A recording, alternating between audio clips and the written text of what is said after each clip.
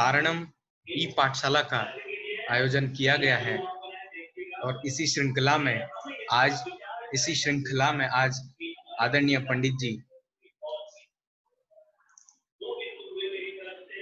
सेठ श्री अनिल जी गुरैया से हमारे बीच उपस्थित हो चुके हैं। मैं यहाँ से आप सभी की अनुमति से आदरणीय पंडित जी को यहाँ पे आपके बीच उपस्थित करना चाहूँगा। वे उपस्थित होवे और हमें आज मार्गदर्शन करें। आदरणीय पंडित जी।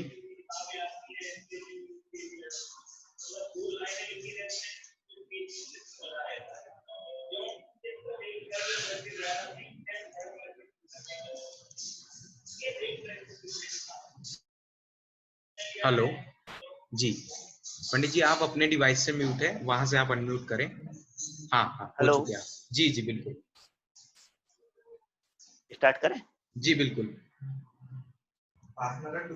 सावधान। हाँ मंगलाचरण से। ओके। जय नमोस्तु। कंचे नंदे आनंदे मऊचे अननंदे शाहु परम तत्व पद बिंद बहु नम्यो सिद्धेशु गुरु ए शिव गुप्त रोई गुरु गुप्त ज्ञान सहकार कारण तरणी समर्थ मुनि गुरु संसारी धम जो तऊ जिनवर ही स्वामी अरताति अरत जो भय विनाशे भव्य जे मुनहु से ममल ज्ञान पर लो। देखो गुरु को धर्म को शास्त्री जी को बारंबार नमस्कार हो। जिन जय बोलिए जय नमोस्तु।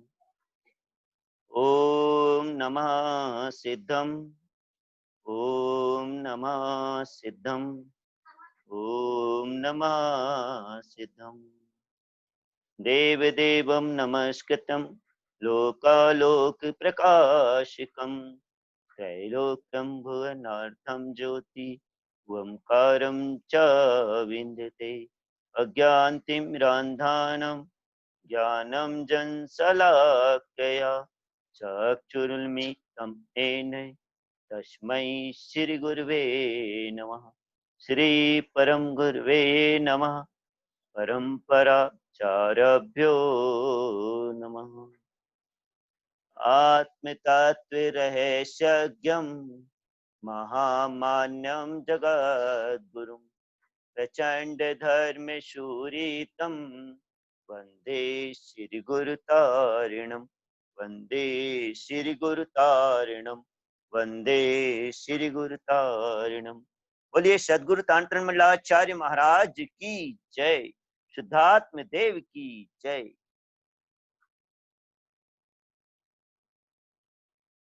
सम्यक दर्शन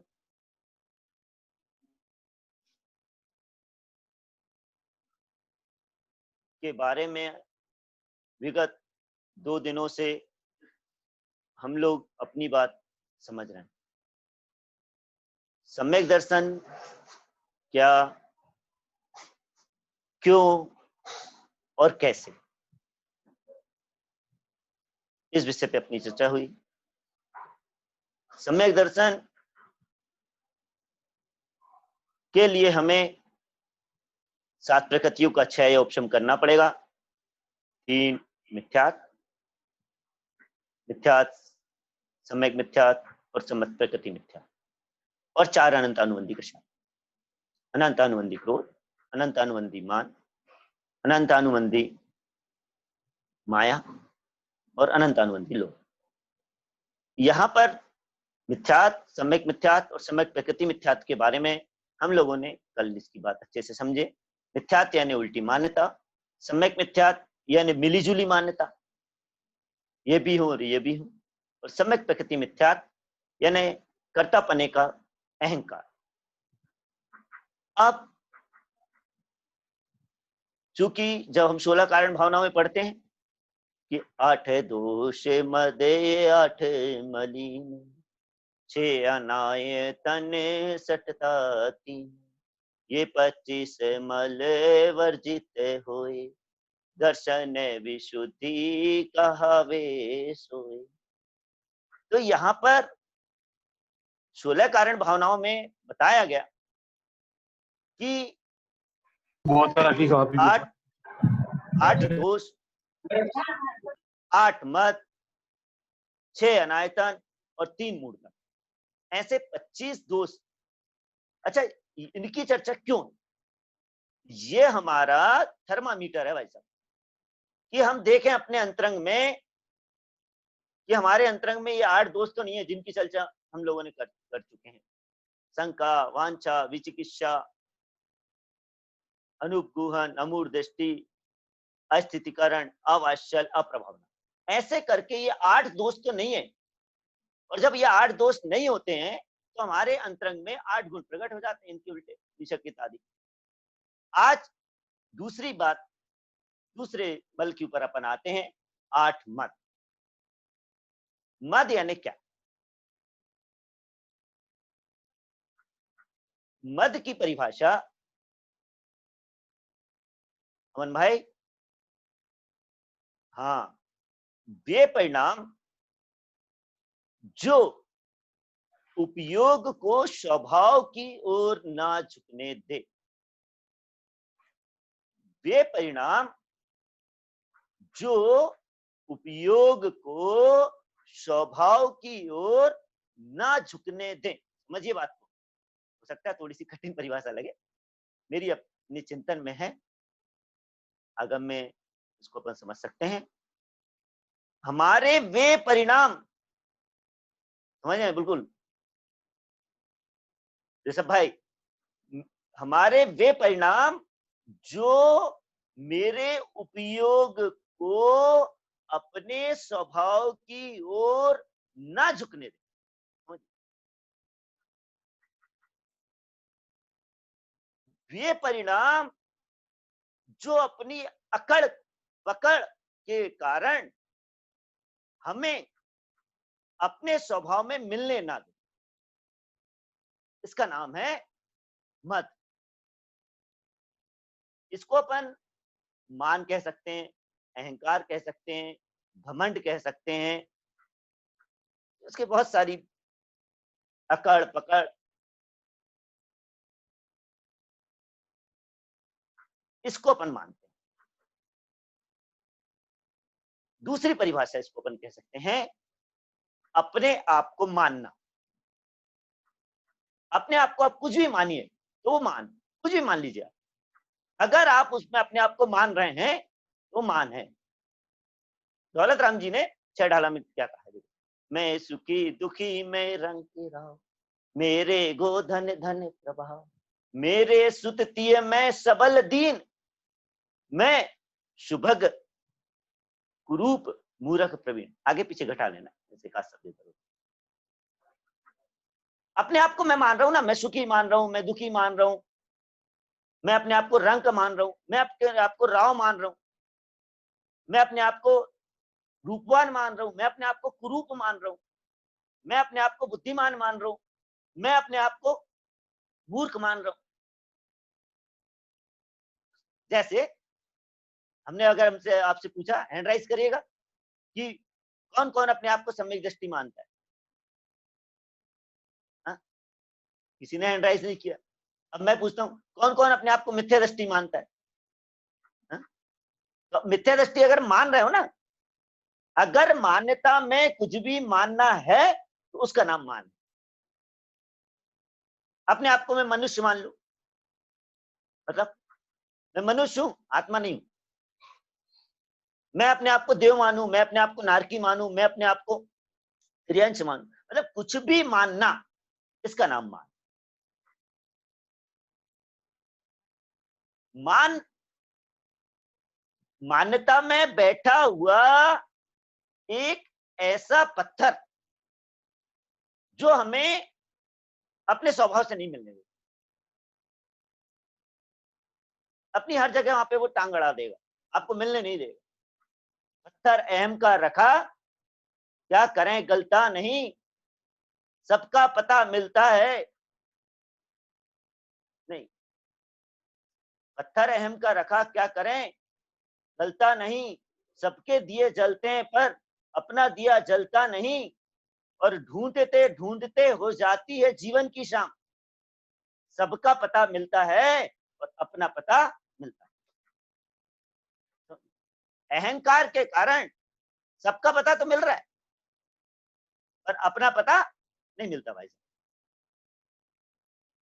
अपने मोबाइल में जरा अपना मोबाइल नंबर डाल करके देखना, जो भी अपना अपना नंबर। हाँ, सबके नंबर तो लगते हैं और जब अपना नंबर लगाओगे आप, नहीं लगेगा। क्यों? क्योंकि हमें सबका तो पता है परंतु अपना पता है नहीं। क्या करें भाई? गुरु महाराज ने खातिका विशेष में एक सूत्र दिया, ऊंच नीच दृश्यते नित्य निगोद खाड़ो दृश्यते। जो अपने आप को ऊंचा या नीचा देखता है या जो सामने वाले को ऊंचा या नीचा देखता है, भाई साहब नित्य निगोद खाड़ो दृश्यते। खाड़ो यानी गड्ढा, वो नियम से नित्य निगोद के गड्ढे में जाने वाला। खातिका विशेष सूत्र नंबर 30, लगभग घटा लीजिएगा, देखिए। छद्मस्तवाड़ी गणपतिराज में बहुत गजब का सूत्र है, मुझे तो बड़ा आनंद आता है छद्मस्तवाड़ी। कटोहे जो बैठे अहीं, सो कौन समय आवही आवहु रे भाई। अरे घमंड में अहंकार में पटे हुए, यानी उस जमाने में पटमे को बोलते थे, अभी भी अपन लोग पटमे को बोल सकते हैं उसको। पटमा होता था मकान में, एक छत में, छत और मकान के बीच में ऐसे तख्ते वगैरह रख के एक पटमा बनाया। तो बोले ऊपर बैठने वालों के लिए है, वो व्यवहार से निश्चय से। अरे अहंकार के पटमे पर बैठे हो, बटे हु जो जू बैठ अहे, सो कौन समय आवई। अरे कब अपने में आओगे, आवहु रे भाई। आओ, अपने स्वभाव को देखो, अपने स्वभाव से मिलो। क्यों अहंकार में बैठे हो?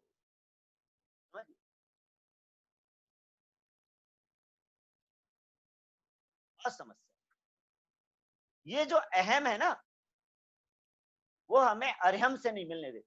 अर्हम मेरी आत्मा, अर्हंत किसका पद है? मेरा है ना।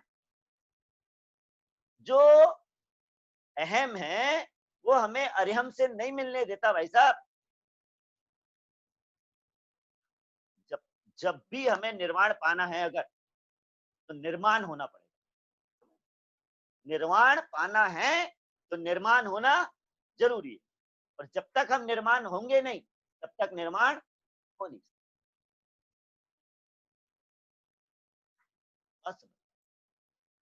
समस्या कुछ नहीं है, अपनी मान्यता खोटी मान्यता है। अपने आप को मान के बैठ गए, कुछ भी मान लिया हमने, अपना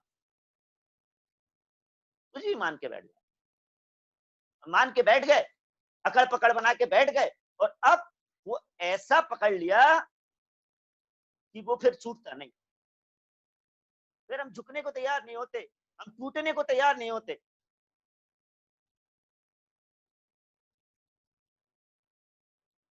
मान 4 प्रकार का होता है।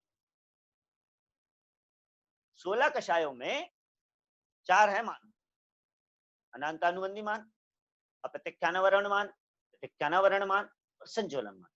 4 हैं। एक को पत्थर के खम्भे की संज्ञा दी है, अनंतानुबंधी। कुछ हो जाए झुक नहीं सकता और टूट भी नहीं सकता। अप्रत्यक्षानावरण, हड्डी थोड़ी टाइट रहती है, थोड़ा सा झुककर और टूट जाती है, थोड़ा सा झुक जाती है। प्रत्यक्षानावरण मोटा बांस, बहुत मुड़ जाता है। और संज्वलन बेचारी बैग, जब भी हवा आई खट से लुढ़क। आंधी आई थी कल रात मेरे शहर में, सर पटक कर चली गई। दरख्त के दरख्त उखड़ गए, दरख्त के दरख्त उखड़ गए, बेत जरा सी झुक गई और सुबह फिर खड़ी। जो बड़े बड़े दरख्त थे, जो झुकना नहीं जानते थे, वो तो पूरे उखड़ गए, और बेत जरा सी झुकी और सुबह फिर खड़ी हो गई।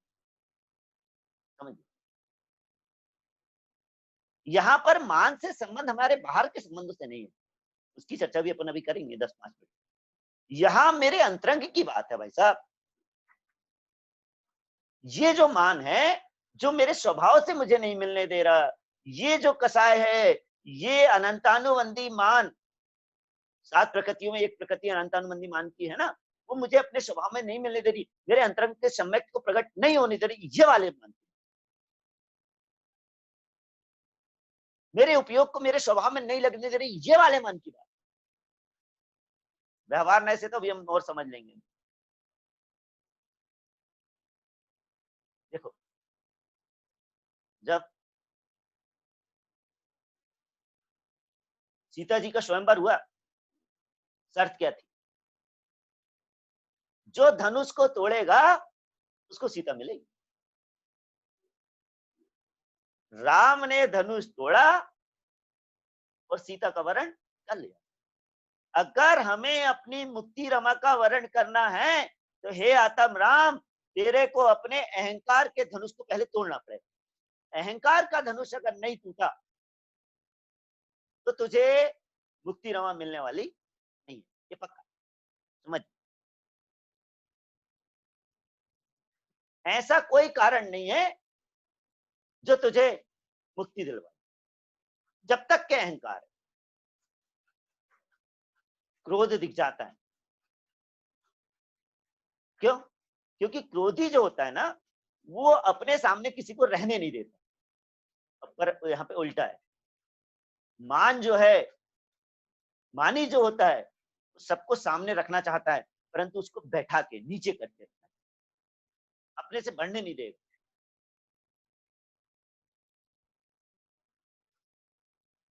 बढ़ने नहीं देगा, मेरे से बढ़ ना जाए, बड़ा ना हो जाए। ये चक्कर में अपने स्वभाव से विमुख होते हुए 4 गति 84 लाख योनि में घूमते हैं। यहाँ पे 8 दोष में 8 मान को रखने का कारण ही हुआ। ऐसे 8 कारण नहीं है, ऐसे कई कारण है, तो एक अपेक्षा से 8 कारणों से यहाँ पे चर्चा कर ली।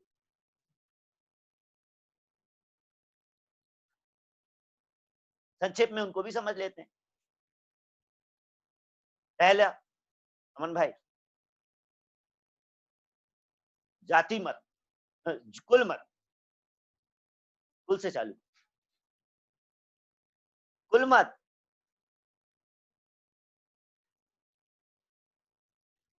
पिता पक्ष के धन, वैभव, बल आदि का घमंड। अपने पिता पक्ष के धन का, वैभव का, बल का, उनके परिवार का, ऐसा पिता पक्ष के उसमें घमंड करना। मेरे दादा ये है, मेरे पापा वो है, मेरे चाचा मंत्री हैं, विधायक हैं, सेठ हैं, श्रीमंत है, आदि आदि। ऐसे पिता के पक्ष के धन, वैभव, बल आदि पे घमंड करना। अरे भैया, 12 भावनाएं पढ़ते हैं अपन लोग। कहाँ गए वे चक्री जिन जीता भरत खंड सारा, कहाँ गए वे राम और लक्ष्मण जिन रावण मारा। देखो तो पहले। अच्छा बताओ, एकाद वंशज का नाम बताओ, भरत चक्रवर्ती का एकाद वंशज, कृष्ण का एकाद वंशज है, इतने चक्रवर्ती उनका एकाद वंशज है, नाम लेवा नहीं है कोई। तो हमारे बाप दादा कौन है बताओ? कोई नहीं रहेगा। परंतु क्या करें, उनका घमंड करके बैठ गए, हमारे दादाजी ऐसे, हमारे पापा जी ऐसे, हमारे चाचा वैसे। अरे भैया, अगर अपने आप को मानना है तो वो जिनेंद्र देव का वंशज मान, कि मैं वो जिनेंद्र देव का वंशज हूं, जिसके कारण मुझे आज ये जैन संज्ञा मिल रही है। और सुनो भैया, कुल का वंशज तो धन वैभव परिवार में धन बटाने के लिए बाप का, उसके लिए हो। अगर जिनेन्द्र देव के वंशज हो, उनकी आज्ञा का पालन करो और मोक्ष मार्ग में लगो। फिर दूसरा होता है जाति मत। जैसा कुल मत में पिता के पक्ष का अहंकार, वैसा इधर माता के पक्ष का अहंकार। मेरे मामा जी ऐसे, मेरे नाना जी ऐसे, मेरे मामा जी कलेक्टर हैं। और ये सहज भाव, सहज रूप में आदमी बोलता है, और सहज रूप में नहीं बोलता। वो जो मान की ग्रंथि अंदर बैठी रहती है, वो तुझसे बुलवा। देखो भैया, एक था शकुनी मामा, पूरों को निपटवा दिया। एक था कंस मामा, सबको निपटाते निपटाते खुद निपट गया। एक तो लक्ष्मण सिंह ही मामा हमारे। ये मामा लोग हमको कब मामू बना दे, कोई गारंटी नहीं। इसलिए इनसे थोड़ा सा बच के, मान से थोड़ा सा बच के रहो। अरे भाई ठीक है, होंगे, अच्छी बात है, पर उनका हम यहाँ घमंड क्यों करें? जात, कुल मत, जाति मत, रूप मत, रूप का मत, नामकरण के पुण्य प्रकृतियों के कारण सुंदर शरीर मिल गया वैसा। अब क्या हो गया? मुझसे सुंदर कोई है क्या? मेरे शरीर जैसा किसी का शरीर है क्या? क्या करें बताइए। एक बार सनत चक्रवर्ती, उनके इतने रूपवान थे कि उनकी प्रशंसा स्वर्ग में हो रही थी। एक देव उनकी परीक्षा करने आ गया। उस समय वो मल्ल युद्ध कर रहे थे पहलवानों के साथ, धूल में धूसर थे। वो देव जब देखा, देखते ही मुग्ध हो गया। बोले वाह यार, क्या रूप है। जब जाने लगा तो चक्रवर्ती ने कहा कि क्यों भाई, कैसे आए थे, कहाँ चले? तो बोले भाई साहब, उन्होंने अपना असली परिचय दिया कि मैं स्वर्ग से आया हूँ और ऐसी ऐसी बात है, आपकी रूप की प्रशंसा वहां हो रही थी, मैं आपके दर्शन करने आया। बोले अब उनको अहंकार आ गया। अरे बोले, तो बोले अभी क्या देखा है, मैं तो अभी धूल से भरा हुआ हूँ। कल जब राजभवन में वहां पे राज दरबार में गद्दी पे बैठूंगा, अब देखना। दूसरे दिन और अच्छे से सज धज के आए, और जैसे ही आके वहां पे चक्रवर्ती अपनी गद्दी पे बैठे और वो देवता फिर दर्शन करने आए, तो नाक मुंह बनाने। अरे बोले क्यों? बोले क्यों क्यों नाक मुंह बनाने लगे? तो बोले जो आप कल थे ना, वो आज नहीं हो। बोले क्यों, क्या हो गया? तो बोले राजन थूक के देखो। जब थूका तो उसमें कीड़े बिलबिला रहे। कोड़ हो गया भाई साहब। और कितने दिन रहा? 700 वर्ष। 700 वर्ष गलित कुष्ठ रहा, समझिए। एक बार काले और गोरे व्यक्ति में बहस हो गई थोड़ी सी। गोरा व्यक्ति उसको टॉर्चर करने लगा, तिरस्कार करने लगा। काला है तू, कलूटा है तू, मेरे सामने बिल्कुल मत आया कर, तुझे देख के मुझे घृणा आती है। व्यक्ति ने सुना सुना और फिर एक दिन बड़े प्रेम से बोला, बोले भाई साहब एक चीज बताओ, आपके सुंदर चेहरे पर या आपके परिवार में स्त्रियों के सुंदर चेहरे पर अगर एक काला तिल हो जाए तो उससे क्या होता है? बोले उनकी सुंदरता बहुत बढ़ जाती है। अच्छा अच्छा, बोले अच्छा दूसरी बात बताओ भाई साहब। बोले मेरे काले चेहरे पर अगर एक सफेद दाग आ जाए तो क्या होता है? सन्ना गया वो। बोले सुनिए, आपके गोरे चेहरे पर मेरा एक काला निशान आपकी सुंदरता को 100 गुना बढ़ा देता है, और मेरे काले चेहरे पर तेरा एक सफेद दाग मुझे पूरे जगत में घृणा का पात्र बना देता है। बोले ऐसे कुछ लोग। बोलो अब बताओ श्रेष्ठ कौन? कि मेरी एक बिंदी आपकी 100 गुना सुंदरता को बढ़ाती है, और आपकी एक बिंदी मेरे को संसार में हे दृष्टि से दिखाती है। सुंदर कौन बताइए? ऐसे रूप का क्या मत करना, ऐसे शरीर का क्या मत करना। दीपे चाम चादर मड़ी और हाड़ पिंजरा दे, और भीतर यह सम जगत में और नहीं है क्या, बताइए। ये जो चमड़ी है, चमड़ी रूपी चादर है, अगर इसको हटा दें कोई देखना पसंद नहीं करेगा। 9 द्वार बहे इनका, 9 द्वारों से मल निरंतर ऐसा दुर्गंध युक्त बहते रहता है, और हम उस पर क्या करें, घमंड, मैं ऐसा रूपवान। फिर आता है बल का मत, शरीर आदि बल का मत। हाँ, मैं इतना बलवान, कितना बल है भाई साहब, सोचो जरा, कितना बल है हमारे पास।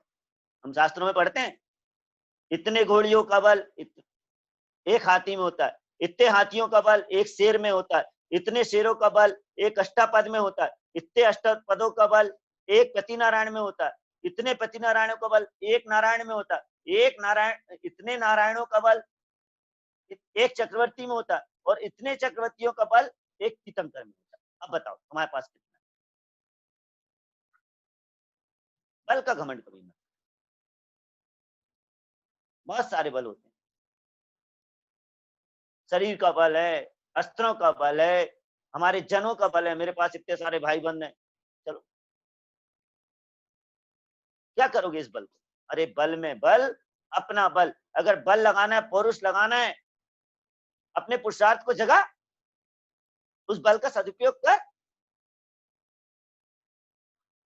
और फिर उस बल का सदुपयोग करके अपने आत्मस्वभाव में लीन हो।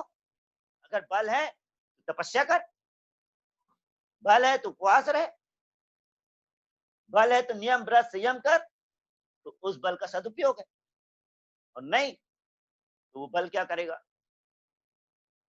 देखो जल का स्वभाव बहना है, या तो वो नीचे बहेगा या ऊपर बहेगा। ऊपर कैसे बहता है, नीचे बहता रहता है और हमने उस पर बांध बांध दिया, फिर क्या होता है, वो ऊपर बहने लगता है। ऐसे ही हमारी शक्ति को हम या तो नाभि के नीचे खर्च कर दें, समझ रहे होंगे मेरी बात, और या उस शक्ति को नाभि के ऊपर षट कमलों के माध्यम से जागृत करके अपनी आत्मा का ध्यान करें।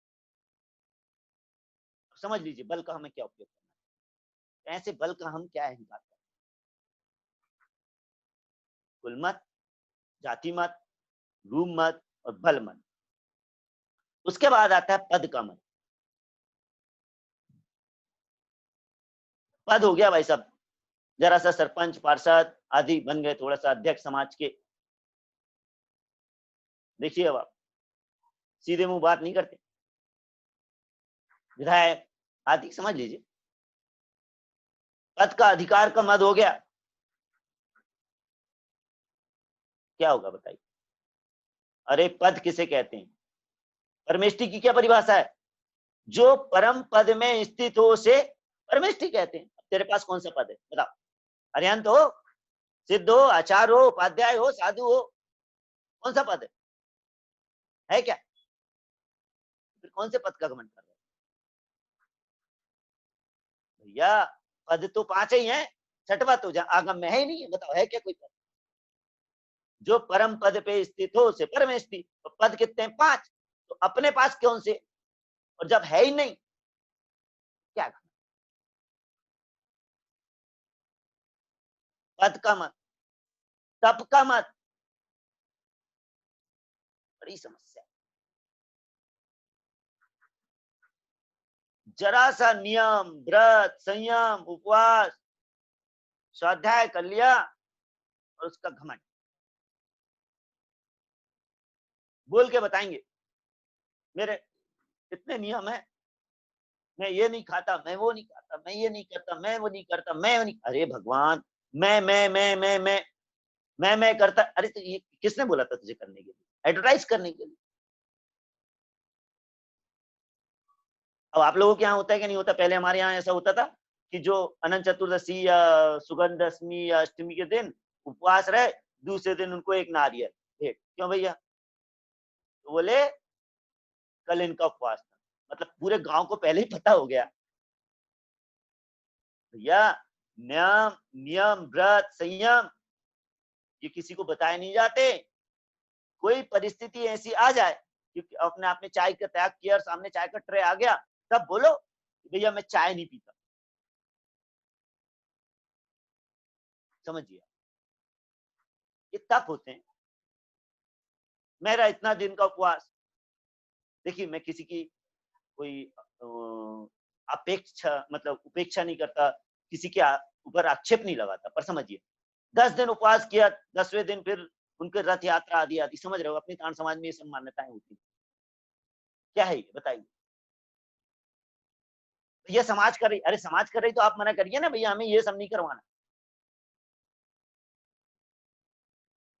अब बोलने वाली बात तो नहीं है भाई साहब। इतने दिन को उपवासी मुनिराज, अभी क्या है बताइए? फिर विशेष पारणा हो रहा है, विशेष पूजा। समझिए बात को भाई साहब, निंदा नहीं कर रहे हैं, समझिए। तप का मत नहीं होना चाहिए।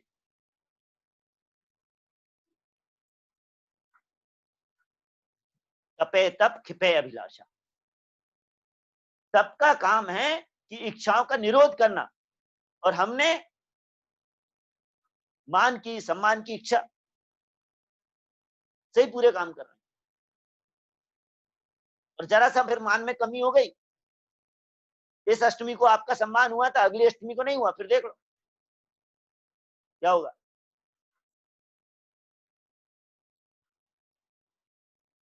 और फिर वो हमारे लिए नियम से व्यवहारिक परिणाम होगा, उसमें हमारे आत्मरत परिणाम होंगे। फिर आता है ज्ञान का मन। बड़ी समस्या। अध जल घघरी छलकत जाए। 4 सूत्र पढ़ लिए, 4 स्वाध्याय कर लिए, और अपने आप को पंडित कहलाने लायक हो। समझिए,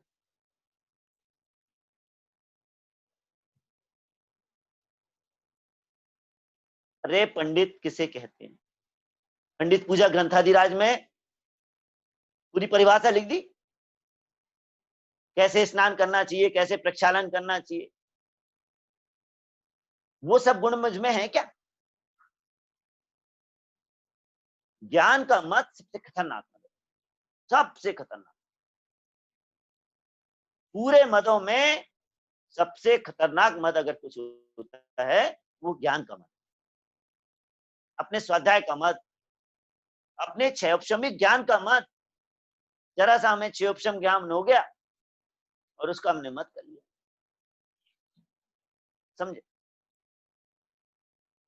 ज्ञान के क्षयोपशम से, ज्ञानावर्णी कर्म के क्षयोपशम से मुझे जितना ज्ञान हुआ, और हमने उसका घमंड कर लिया। कितना है भाई साहब? आगम में है कि केवली भगवान का जितना ज्ञान था, उसका एक अंश मात्र ग्रहण कर पाए गणधर, और परंपरा से धीरे धीरे धरसेनाचार तक एक अंश बचा उसका, और उसका एक अंश हमारे पूरे लगभग 2000 शास्त्र हैं, गिन लीजिए, लगभग होंगे, एक एक करके एक एक गिनेंगे, एक शास्त्र में एक, टीका नहीं। ऐसे टान साहब का चार तो एक, अब उसकी टीका अगर 3 लोगों ने कर दी उससे मतलब नहीं। ऐसे लगभग 2000 शास्त्र हैं। कितने पढ़े हैं अपन ने? कितने का ज्ञान है? पहले हम ये तोलें और समझें अपनी बात। स्वाध्याय करें, बहुत अच्छी बात। स्वाध्याय आत्म कल्याण के लिए, स्वाध्याय ज्ञान बघारने के लिए नहीं, ज्ञान का घमंड करने के लिए।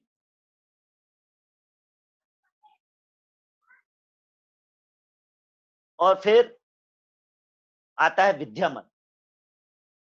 चित्रकारी, संगीत कला, ललित कला आदि कोई भी कला हमें आती है, पाक कला, कोई भी कला आई, और उसका हमने क्या कर लिया? घमंड कर लिया। मुझसे अच्छा भोजन कौन बनाएगा? मुझसे अच्छा गाना कौन गाएगा? मैंने मंदिर में आज भजन गाया था, 10 मिनट तक ताली बजते रही भाई साहब। लो भाई साहब, क्या ही क्या हुआ बताओ? अपनी कला का घमंड। कोई आया कुछ पूछने, अरे नहीं नहीं मेरे पास अभी टाइम नहीं है, अरे भैया जी ये चीज बता देना, मुझे सिखा देना। नहीं नहीं, क्यों? क्योंकि अगर मैं इसको बता दूंगा तो ये भी सीख जाएगा, फिर ये मेरी बराबरी कर लेगा। भैया जा सरस्वती के भंडार की बड़ी अपूरब बात, ज्यो ज्यो खर्चे त्यों तो बढ़े, बिन खर्चे घट जाते। अगर कोई भी अपना ज्ञान अपने पास है, अपनी विद्या है, उसको बांटो, लुटाओ।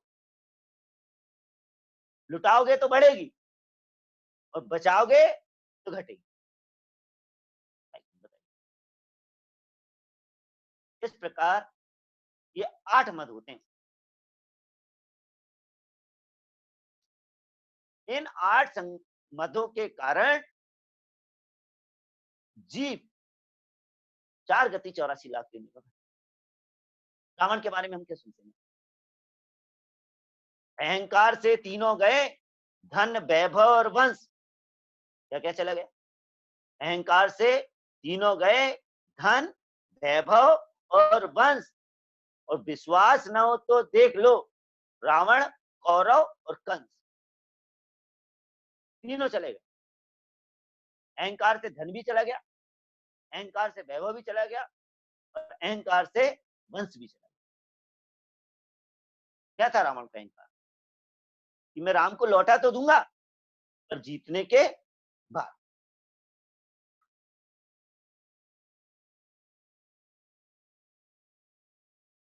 समझ, राग संबंधों से हम इन सब चीजों को अपना मान के बैठ जाते हैं और मान के बैठकर अपने आप को हम बड़ा मानने लगते हैं। मैं बड़ा हूं। देखो भैया, जब हम द्रव्य के सामान्य और विशेष गुण पढ़ते हैं ना, तो उन सामान्य गुणों में एक गुण आता है अगुरु लघु। आता है अगुरु लघु, मतलब कोई भी द्रव्य कभी ना छोटा हो सकता और ना बड़ा हो सकता क्या? और जब जगत के जितने भी जीव द्रव्य हैं, उनके पूरे के पूरे ज्ञान, दर्शन, चेतना आदि गुण वो पूरे के पूरे एक बराबर हैं कि नहीं बताओ? जो निगोद में वो मुझ में, वो ही मोक्ष में जा है कि नहीं बताओ? निश्चय अपेक्षा पूरे के पूरे गुण एक से हैं। और जब पूरी चीज एक सी है, ना कोई छोटा है ना कोई बड़ा है, तो फिर घमंड का है? फिर कैसे घमंड करें?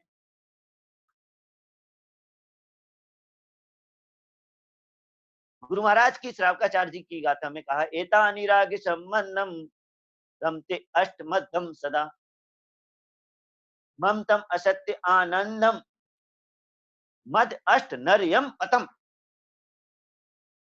ऐसे राग संबंध, ये 8 राग संबंधों के कारण जीव इसमें रमते रहता है। और ये जो असत्य हैं, मतलब अशाश्वत हैं, नाशवान हैं, इनमें आनंद बनाता है मद अष्ट नरयम पतम। और ये अष्ट मद जो होते हैं वो जीव को नरक में ले जाने के लिए काफी है। रावण कहाँ है अभी देख लीजिए, नरक में है नहीं।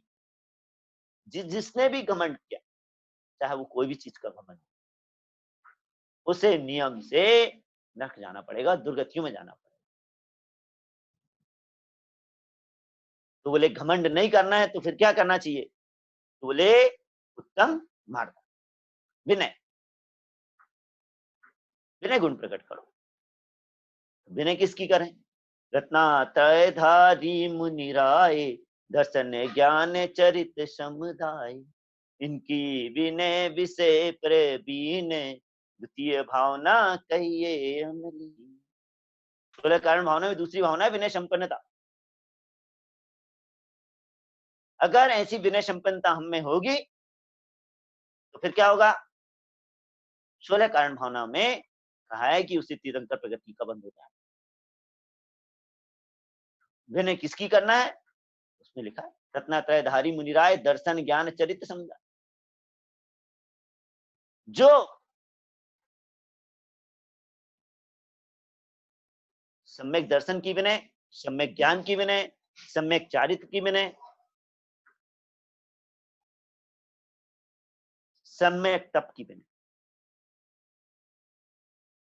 सम्यक दृष्टियों की विनय करें, सम्यक दर्शन के कारणों की विनय करें, सम्यक दर्शन की विनय करें, सम्यक दर्शन के कारणों की विनय करें और सम्यक दृष्टियों की विनय करें, सम्यक चारित्र की विनय करें, सम्यक चारित्र के कारणों की विनय करें और सम्यक चारित्र के धारियों की, सम्यक ज्ञानियों की विनय करें, सम्यक ज्ञान की विनय करें, सम्यक ज्ञान के कारणों की विनय करें और सम्यक ज्ञानियों की विनय। यथा योग विनय, अपने आप को झुकाएं। फिर से अपनी पुनः परिभाषा पे आते हैं और समझिए, ऐसे कोई कारण ना हो जो हमारे उपयोग को हमारे स्वभाव में डलने से रोके, हमारे स्वभाव से मिलने ना दे, ऐसे कारणों से हमें बचना चाहिए। आज की कक्षा का समय हुआ। मन भाई, हेलो हेलो हेलो। हाँ मन भाई, हाँ हाँ पंडित जी। आगे संचालित करिए। जी जी, समय के बारे में बोल रहे थे आप? हाँ, समय जी अपना हो गया, 9:15 बज गए। हाँ हाँ, शंका समाधान का समय है। सभी हाँ साधर्मी जनों से निवेदन है कि आपको अगर कोई शंका हो तो आप हैंड रेज करें, 30। या फिर आप लिख के भी चैट के द्वारा हमें क्वेश्चन भेज सकते हो।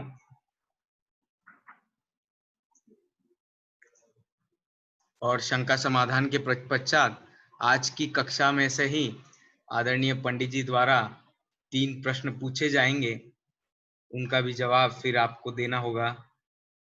जब तक पंडित जी शंका आती है, क्या हम क्वेश्चन पूछ सकते हैं, आपकी अनुमति हो तो? नहीं, अनुमति की कोई बात नहीं है, ऐसा कुछ नहीं, संचालन आपको करना है, समय के अनुकूल अनुसार आप उसको करिए। अगर कोई शंका नहीं है तो आगे आप प्रश्न पूछ सकते हैं। ओके ओके जी। हमारा पहला प्रश्न ये आ रहा है अभी आपके स्क्रीन पर।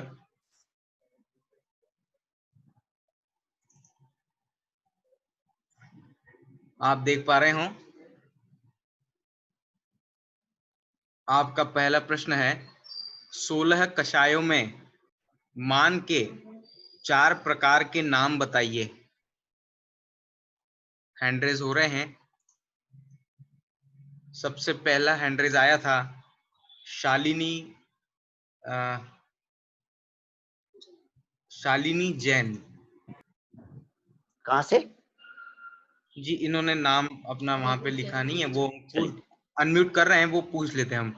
अच्छा ठीक। शालिनी जी जैन, आपको यहाँ से अनम्यूट किया जा रहा है, आप अपने डिवाइस से अनम्यूट करें। हेलो जी जी, जय जगन्नाथ पंडित जी। जय जय शालिनी दीदी। जी, अनंतानुबंधी मान कसाय, हाँ, अप्रत्याख्यान वर्ण मान कसाय, प्रत्याख्यान मान कसाय और संजलन मान कसाय। अमन जी बिल्कुल सही उत्तर है, बहुत बढ़िया। बहुत बढ़िया। शालिनी जी को बधाई हो। दीदी आप कहाँ से, क्या आप बता सकती है हमें? जी, मैं गंज वासोदा, राकेश, वाइफ ऑफ राकेश समैया, परिधान गारमेंट्स। ओके ओके, बहुत बहुत धन्यवाद, आपका ये उत्तर बिल्कुल सही रहा। जी, धन्यवाद। आपके स्क्रीन पे अब दूसरा प्रश्न उपस्थित हो रहा है। प्रश्न है, जाति मद जाति मद किसे कहते हैं? सबसे पहले हैंडरेज किया था श्रुति जैन गुरैया से।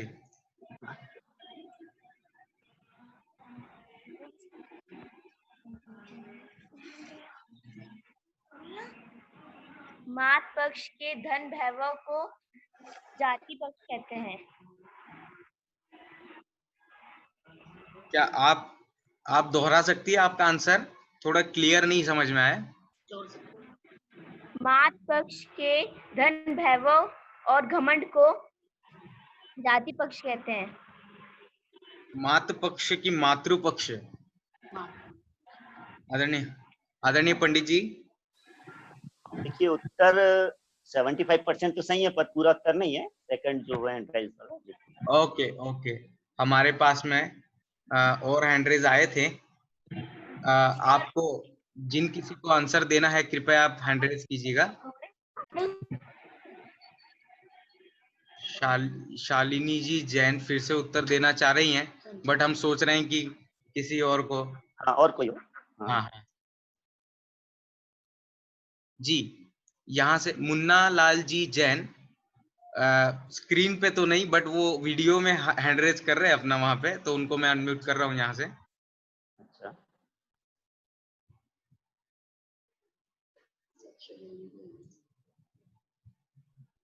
मुन्ना लाल जैन जी, आप अपने फोन से अनम्यूट करें। आपके फोन पे एक रिक्वेस्ट आ रही होगी अनम्यूट करने की। कर दिए।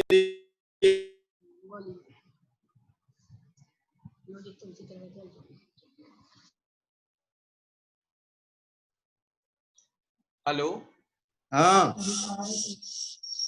हाँ, बोल रहे हैं। जय तारण तरण। जय तारण तरण। जय तारण। बोलिए मुन्ना लाल जी। हाँ, अपनी जाति का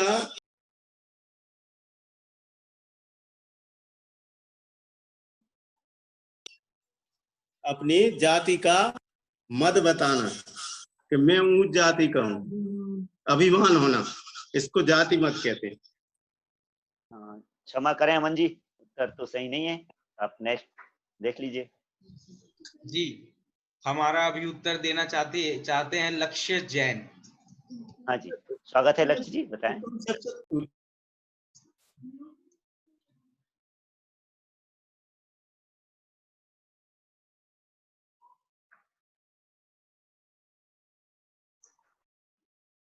हेलो लक्ष्य जी, आवाज आ रही है हेलो। आपको?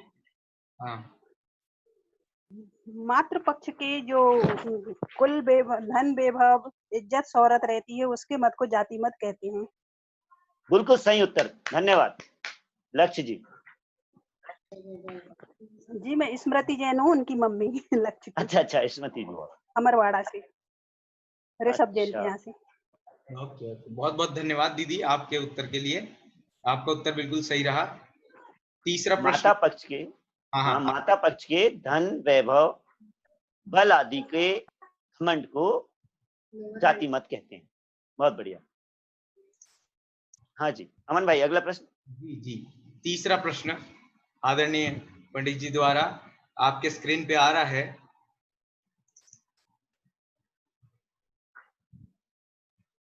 प्रश्न है, मद किसे कहते हैं?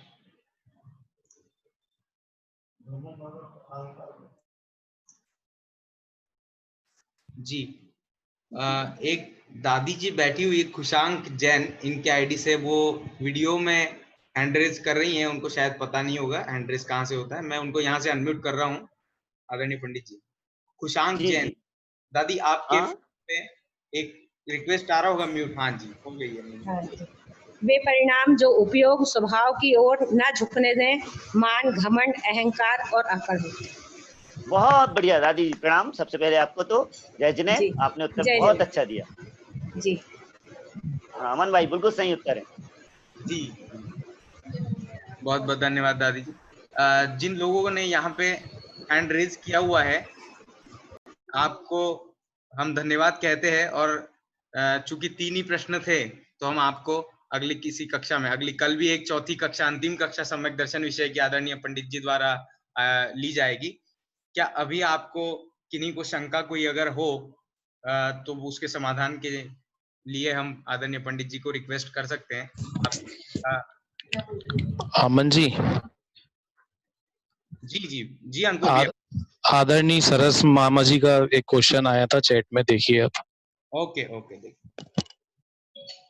जी आदरणीय डॉक्टर सरस चाचा जी का प्रश्न है, क्या एक बार निकलने के बाद पुनः नित्य निगोद में जा सकते हैं?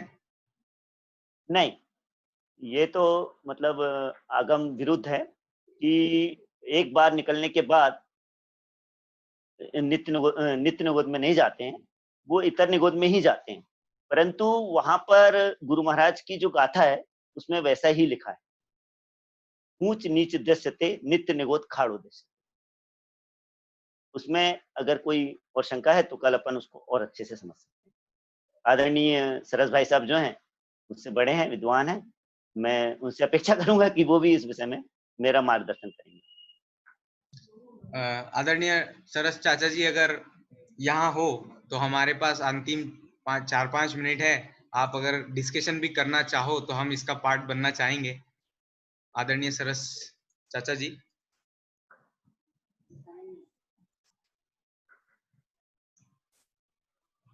जी चाचा जी, आप सुन पा रहे हैं? अगर आपकी अनुमति हो तो हो। जी हाँ, सुन रहा हूँ। जी चाचा जी।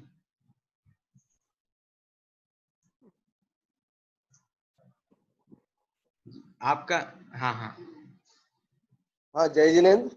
जय जिनेन्द्र। जय जय जिनेन्द्र भाई साहब। जय तांडव। हाँ पंडित जी, जय जिनेन्द्र। जय जिनेन्द्र भाई आपके साहब। प्रवचन में गुरु महाराज के हवाले से आया था कि जी, नित्य जी। निबोध खाड़ो।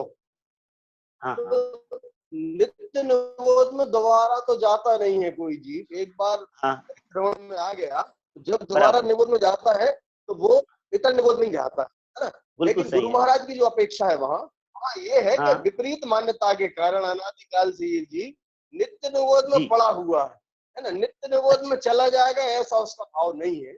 अब आपके जी। प्रवचन में थोड़ा सा आया था कि फिर से नित्य निबोध में वो चला जाता है, ऐसा गुरु महाराज ने कहा है, इसलिए मुझे जी। थोड़ी शंका हुई। धन्यवाद, आपने मार्गदर्शन किया। आपका थोड़ा सा हो सकता है चूक हो बहुत जाए। बढ़िया रहा। आपने जी। 8 मदों को बहुत अच्छे से समझाया, उसके लिए जी। बधाई, धन्यवाद। जी, आपका आशीर्वाद ऐसे ही मिलते रहे। धन्यवाद। जय जिनेन्द्र। जय जिनेन्द्र। बहुत बहुत धन्यवाद आदरणीय डॉक्टर सरस चाचा जी और आदरणीय पंडित जी। अभी आप सभी के बीच में मैं यहाँ पे आमंत्रित करना चाहता हूँ डॉक्टर ऋषभ चाचा जी, विदिशा से, संयोजक अखिल भारतीय तानतन दिगंबर युवा सभा।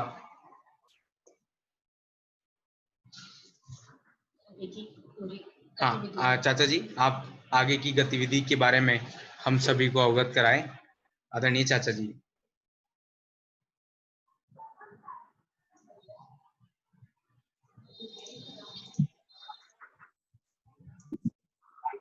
सभी को सादर जय जिनेन्द्र। अमन जी, आवाज आ रही है? जी चाचा जी, आ रही है। सभी को जय जिनेन्द्र। आज बहुत अच्छा मत के बारे में भैया जी ने बहुत अच्छा भाषा में समझाया। हम बहुत बहुत आभार व्यक्त करते हैं। बाकी एक बहुत अच्छा सुनहरा अवसर आज और कल के लिए नारायण समाज के बालक बालिकाओं और बड़ों सबके लिए बहुत अच्छा एक अवसर उपलब्ध है। आज हमने तारणम पाठशाला के माध्यम से उन्हें रजिस्ट्रेशन और पाठशाला प्रवेश हेतु रजिस्ट्रेशन ओपन किए हैं। तो सभी साधर्मियों से निवेदन है कि लिंक के माध्यम से अपना रजिस्ट्रेशन अवश्य करवाएं। विगत 5 जून से पाठशाला क्रम अनवरत जारी है। हफ्ते में 3 दिन की क्लासेस इसमें कंटिन्यू है और बच्चे लाभान्वित भी हो रहे हैं। जिन परिवारों के बच्चे पूर्व में प्रवेश से वंचित रह गए हैं किसी कारणवश, उन परिवारों से निवेदन है कि शिक्षकों द्वारा बच्चों को बहुत अच्छा शिक्षित किया जा रहा है संस्थाओं की, तो अवश्य इस तरह का लाभ उठाए।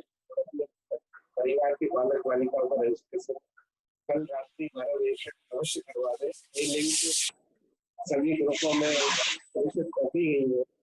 दूसरा, बड़ों के लिए भी पंडित श्री सुमित शास्त्री छिंदवाड़ा वालों द्वारा छेड़ाला की कक्षा प्रारंभ की जा रही है। आदरणीय चाचा जी, थोड़ा क्लियर आवाज, आप थोड़ा आवाज बढ़ा दीजिए। बड़ों के लिए भी आदरणीय पंडित श्री सुमित शास्त्री जी द्वारा आगामी सोमवार से छेड़ाला की कक्षा प्रारंभ की जा रही है और उस छेड़ाला को बहुत विस्तृत और पूर्ण तरीके से पंडित जी द्वारा समझाया जाएगा। छेड़ाला की कक्षा के लिए भी रजिस्ट्रेशन इसी लिंक के माध्यम से किए जा रहे हैं। उसमें कोई प्रतिबंधित नहीं है आयु सीमा, उसमें सभी आयु वर्ग के उसमें रजिस्ट्रेशन करवा सकते हैं। अतः सभी से निवेदन है कि इन तारणम ई पाठशाला का अधिक से अधिक लाभ उठाएं और अपने परिवार के बच्चों को संस्कारित करें और अपना जो धार्मिक ज्ञान है आत्महित में उसको भी बढ़ाएं। सभी को सादर जय जय जय तारण। बहुत बहुत धन्यवाद चाचा जी।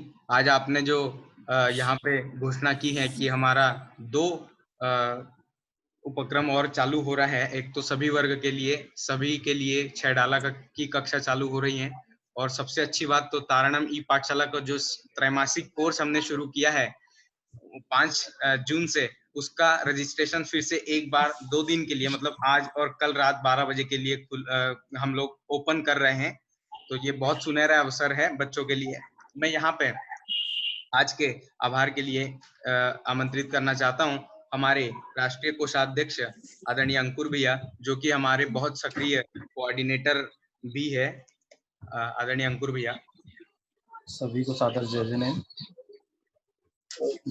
गठरी बांधकर बैठा है वो नादान मनुष्य, गठरी बांधकर बैठा है वो नादान मनुष्य, पर जो साथ ले जाना है वो तो अभी तक कमाया ही नहीं। आदरणीय पंडित जी द्वारा आज विभाव से स्वभाव की ओर आना ही सम्यक दर्शन है। जब तक हम मुक्ति रमा का वर्ण नहीं करेंगे तब तक हमें अहंकार का धनुष तोड़ना ही पड़ेगा। जब तक हम अहंकार का धनुष नहीं तोड़ेंगे तब तक हम मुक्ति रमा का वर्ण नहीं कर सकते। आदरणीय पंडित जी द्वारा आज 8 मदों का बहुत ही विस्तृत और सुंदर वर्णन हम सभी के समक्ष किया गया, जिसके लिए हम सभी युवा सभा आप सभी के, आप पंडित जी के आभारी हैं एवं समस्त श्रोतागणों के सादर, समस्त श्रोताओं के भी आभारी हैं। पुनः कल पंडित जी की क्लास 8 बजे प्रारंभ होगी। आप सभी से आग्रह है कि सपरिवार इस कक्षा में उपस्थित होकर ज्ञान अर्जन करें। सभी को बहुत बहुत धन्यवाद। सादर जय जिनेन्द्र, जय तारण। बहुत बहुत धन्यवाद अंकुर भैया। हम सभी कल ठीक 8 बजे हमारी सम्यक दर्शन की आदरणीय पंडित जी द्वारा आखिरी कक्षा, चौथी कक्षा इस सप्ताह की ली जाएगी। हम तब तक के लिए आप सभी को सादर जय जिनेन्द्र, जय तारण।